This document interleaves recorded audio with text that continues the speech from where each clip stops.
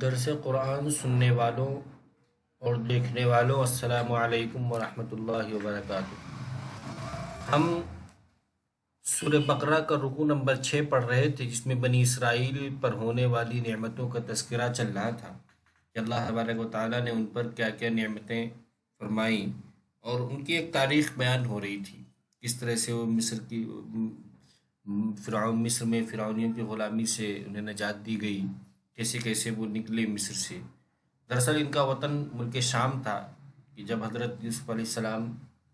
مصر میں چلے گئے تھے اور مصر میں وہاں آپ مزید ہو گئے تھے، اس وقت یہ بنی اسرائیل وہاں آباد ہو گئی تھی۔ اس یوسف علیہ السلام کے دور سے لے کر کے حضرت موسیٰ علیہ السلام کے دور تک وہاں یہ آباد رہے۔ پھر فرعون کی غلامی میں ان کو، حضرت موسیٰ علیہ السلام کی سرکردگی میں ان کو فرعونین کی غلامی سے نجات ملی۔ اب پھر یہ کوہ طور کے واقعے کے بعد ایک میدان میں پہنچے، وہاں سے اس کا تذکرہ ہو رہا ہے، وہاں سے ہم پڑھیں، اس کے بارے میں پڑھیں گے۔ اعوذ باللہ من الشیطان الرجیم، بسم اللہ الرحمن الرحیم۔ وَظَلَّلْنَا عَلَيْكُمُ الْغَمَامَ وَأَنزَلْنَا عَلَيْكُمُ الْمَنَّ وَالسَّلْوَىٰ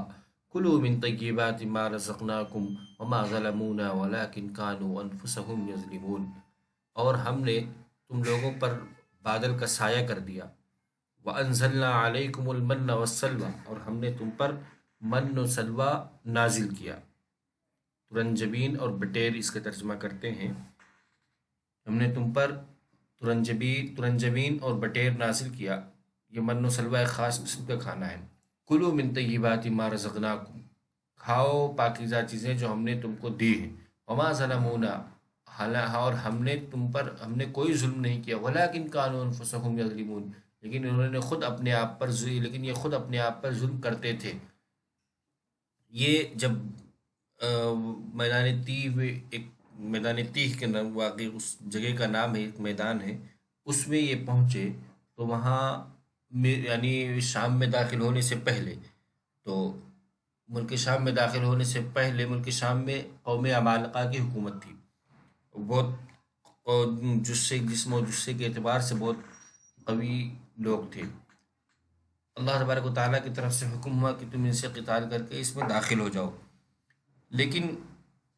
یہ ان کی ہیبت سے ڈر گئے، اور انہوں نے حضرت موسیٰ علیہ السلام سے کہہ دیا کہ جاؤ تم اور تمہارے خدا لڑے، ہم نہیں جائیں۔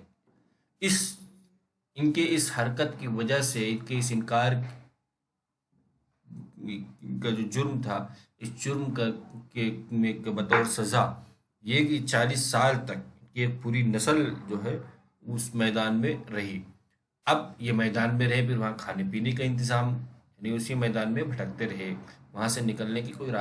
راستہ نظر نہیں آتا تھا۔ تو اس میدان میں رہنے کے لیے اللہ تعالیٰ نے ان کے لیے کھانے کا انتظام فرمایا۔ کھانے کا انتظام یہ تھا کہ بٹیر ایک جو جانور ہے، یہ آس پاس ہی جو ہے ان کے منڈلاتے رہتے تھے، آسانی سے ان کا شکار کر لیتے تھے، یعنی خدا کی طرف سے یہ بطور میزبانی کی تھا۔ اور یہ اس کے علاوہ ایک خاص نعمت تھی جو آٹے وغیرہ کی شکل میں ہوتی تھی، تو یہ اس سے جو ہے کھاتے تھے یہ۔ پھر اس کے بعد اللہ کی طرف سے اس بارے میں خاص حکم تھا کہ روزانہ جو ملے وہ کھا لو، جمع کرنے کا نہیں۔ لیکن انہوں نے جمع کرنے شروع کر دیا۔ اسی کو آگے فرمایا کہ ہم نے ان پر کوئی ظلم نہیں کیا، یعنی من و سلوہ پھر رک گیا، جو وہ ان کی حرکتوں کی وجہ سے رکا، یہ جمع خوری کرنے لگے تھے، اس لیے ولیکن کانوا انفسهم یظلمون، یہ لوگ اپنے آپ پہ ظلم کرتے تھے۔ یعنی اس کے علاوہ بھی بہت سی حرکتیں ان کی تھیں جو ظلم کے درجے میں تھیں۔ اور اس کے آگے پھر ایک اور واقعے کا بیان ہے کہ جب انہوں نے یہ بھی شکایت کرنے لگے کہ یہ ایک خاص قسم کا کھانا اور ایک خاص ذائقے کا کھانا، ہم اس پہ قناعت نہیں کر سکتے، ہمیں اور چیزیں چاہیے، تو اللہ تبارک و تعالیٰ کی طرف سے حکم ہوا کہ یہ بغل کی بستی ہے، اس میں داخل ہو جاؤ، اور اس طرح سے پورا حکم ہوا کہ کس طریقے سے داخل ہونا ہے۔ وہ اگلی آیت میں اس کا تذکرہ، وَإِذْ قُلْنَا ادْخُلُوا هَٰذِهِ الْقَرْيَةَ فَكُلُوا مِنْهَا حَيْثُ شِئْتُمْ رَغَدًا وَادْخُلُوا الْبَابَ سُجَّدًا وَقُولُوا حِطَّةٌ نَغْفِرْ لَكُمْ خَطَايَاكُمْ وَسَنَزِيدُ الْمُحْسِنِينَ۔ اللہ کی طرف سے یہ حکم ہوا کہ اور اس وقت کو یاد کرو جب ہم نے کہا کہ اس بستی میں داخل ہو جاؤ، پھر اس میں سے کھاؤ جہاں چاہو مزے لے کر، یعنی اس بستی میں جہاں چاہو جو چاہو کھاؤ، اور دروازے سے داخل ہونا سجدہ کرتے ہوئے جھک کر کے، یعنی سجدے کی حالت میں داخل ہو، وقولوا حطۃ نغفر لکم خطایاکم، اور کہنا